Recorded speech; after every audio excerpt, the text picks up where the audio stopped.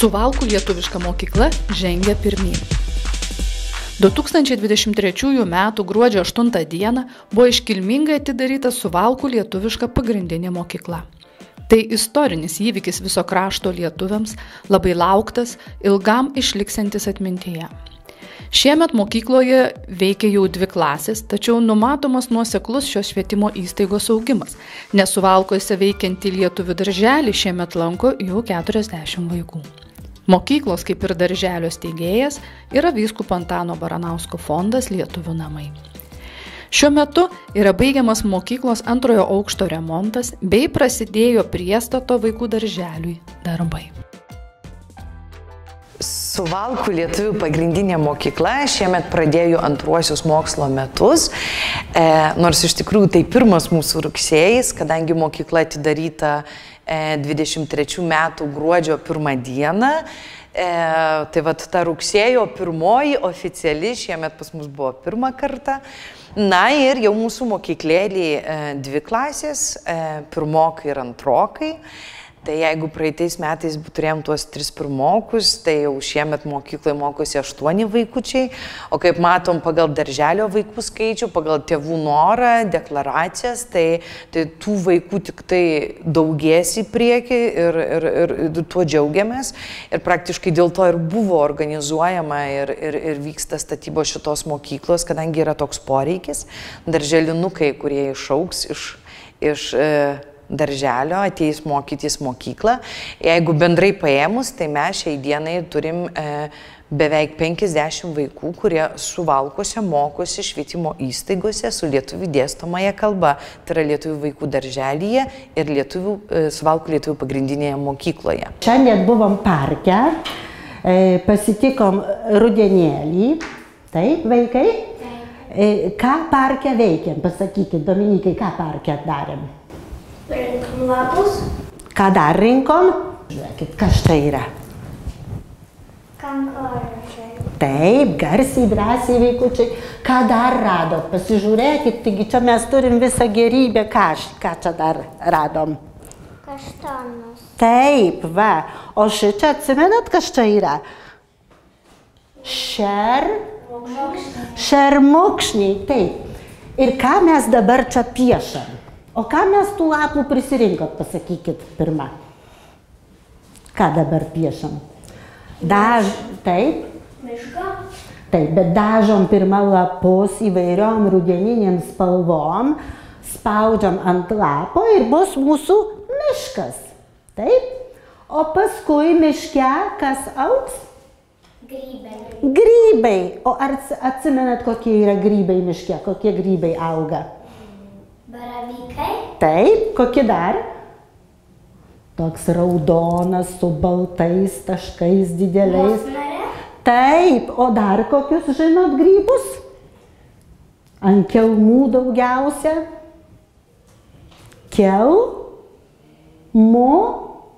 Kelmučiai.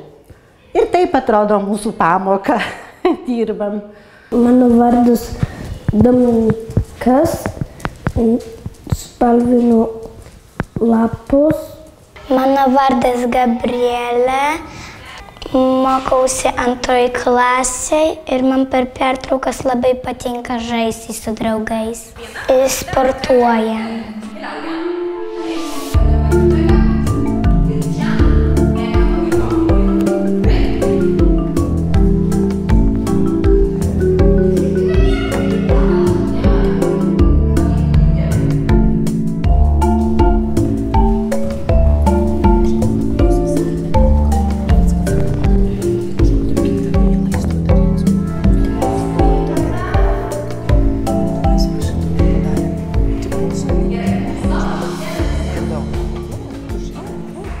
Dirba mokykloje 2 mokytojos pilnų krūvių ir yra mokytojai valandininkai.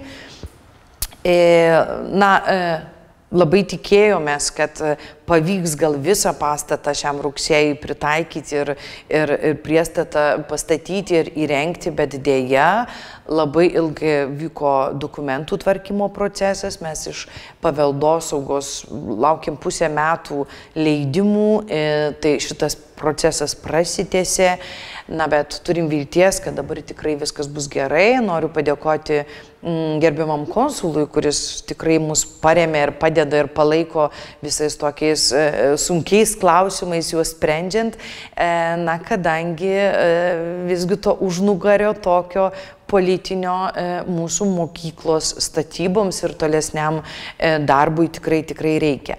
Aišku, mokykla finansuojama pagrinde yra iš Lietuvos Respublikos švietimo mokslo ir sporto ministerijos lėšų.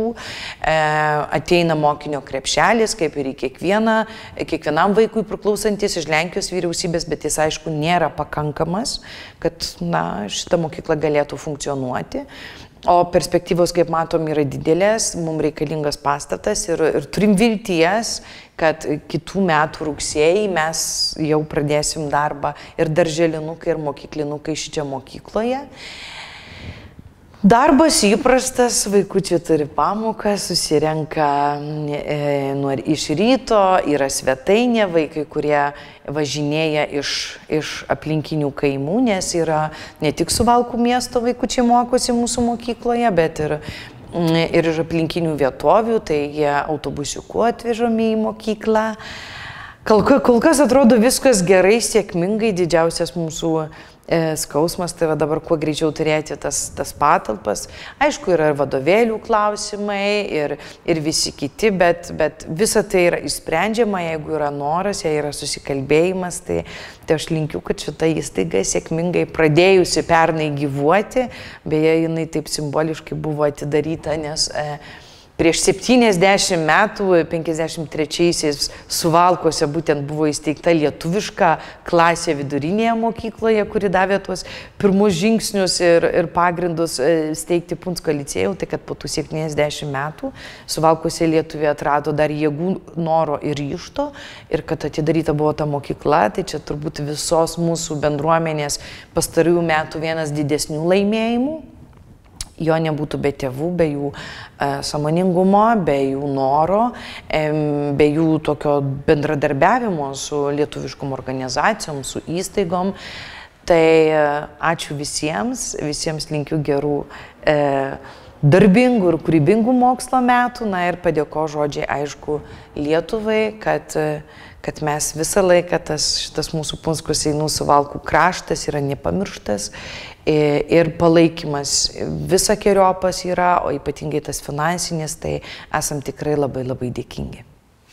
Mokykloje vyksta renovacijos ir statybos darbai, antrame aukšte bus ir mokyklos administracija, ir 1-3 klasės, ir vėliau, jau kai turėsim ir 4-okus, ir 8-okus, visą pilną spektrą, visas klases mokyklos, tai jau jie mokysis toj naujoj statomoje daly.